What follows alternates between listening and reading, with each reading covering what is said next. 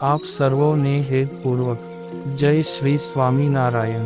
આજની સત્સંગ કથા વાર્તા નિજ મંદિર સાવરકુંડલા। આજની સત્સંગ કથા વાર્તામાં આપણે ચરિત્ર કથા અંતર્ગત શ્રી ભાઈ રામદાસ સ્વામીની કથા સાંભળશું। ભગવાન શ્રીહરિ ગુરુદેવ શ્રીરામાનંદ સ્વામીની ગાદીએ બેઠા એટલે રામાનંદ સ્વામીના સહુન વડીલ શિષ્યો શ્રી હરિના ગુરુભાઈ હતા।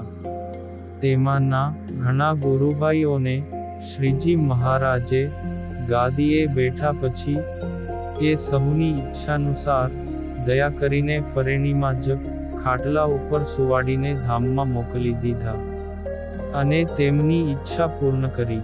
પરંતુ રામાનંદ સ્વામીના શિષ્ય ભાઈ રામદાસ સ્વામી, સ્વયં પ્રકાશાનંદ સ્વામી, આનંદાનંદ સ્વામી, મુક્તાનંદ સ્વામી, પરમચૈતન્યાનંદ સ્વામી વગેરે 12 મોટેરા શિષ્યો હતા। તેઓને શ્રી હરિ ભાઈ કહીને બોલાવતા અને સભામાં આવે તો પણ કહેતા કે આવો 12 ભાયા આવો। આમ કહી સન્માન કરીને મર્યાદા રાખતા હતા। આત્માનંદ સ્વામી શ્રી હરિના શિષ્ય હતા, પરંતુ ભાઈ રામદાસ સ્વામીના ધામ ગમન બાદ શ્રી હરિએ પોતે જ તેમને ભાઈ નું બિરુદ આપેલું હતું। એક સમયે ગામ વટામણની સીમમાં નદીને કાંઠે એક ફૂલવાડી હતી।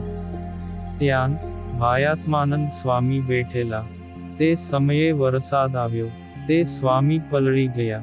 પછી તે ફૂલવાડી માંથી ઉઠ્યા ને બહાર આવીને ડાંગરો વાવેલા ક્યારાના ઢોરા એટલે કે પાળી હતી તે ઉપર આવીને બેઠા। તે વખતે ગોદડીનો કટેવાળો એટલે કે ગોદડીનો છેડો પણ પલળી ગયેલો ને ઢોરા ઉપર આથમણે મોઢે બેઠેલા। તે સમયે ડાંસલા એટલે કે મોટા મચ્છર બહુ ઉડે ને સ્વામીને કરડે। પછી સ્વામી હાથે કરીને ઉડાડે તો પણ પગ લોહી લુહાણ કરી નાખ્યા। તે એવા સમામાં ઓતરાદી કોરથી શ્રીજી મહારાજ ઊભે માર્ગે ચાલ્યા આવે। તે મહારાજે છેટેથી ભાઈ સ્વામીને ભાળ્યા। તે નજીકમાં સ્વામીની પાછળ આવીને ઊભા રહ્યા અને બોલ્યા, જે આ કોણ સાધુ બેઠા છે? ત્યારે ભાઈ સ્વામીએ મહારાજનો સાદ ઓળખ્યો। તે સાંભળીને તરત જ ઊભા થઈને મહારાજ સામું જોયું ને બોલ્યા, જે હે મહારાજ, તમે અહીં ક્યાંથી? ત્યારે મહારાજ બોલ્યા, જે અમે તો આ ઉત્તરાદી દિશાથી આવીએ છીએ। ત્યાં નાહી તમને ભાળ્યા ત્યારે તમારી પાસે આવ્યા। પછી સ્વામી બોલ્યા, જે હે મહારાજ, દર્શન દીધાન તે બહુ સારું કર્યું।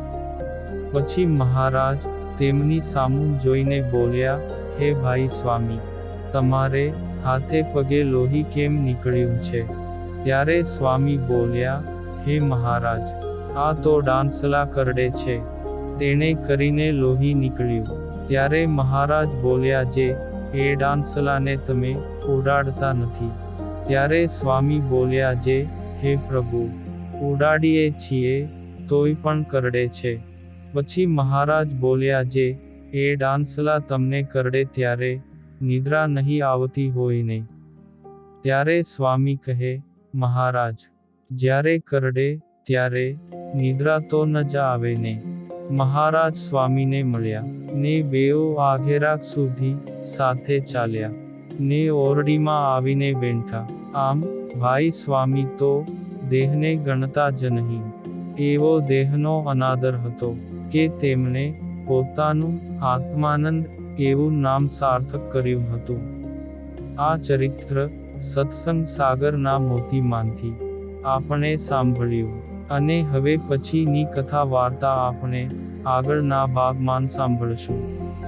અત્યારે આપ સર્વોને ભાવથી જય શ્રી સ્વામિનારાયણ।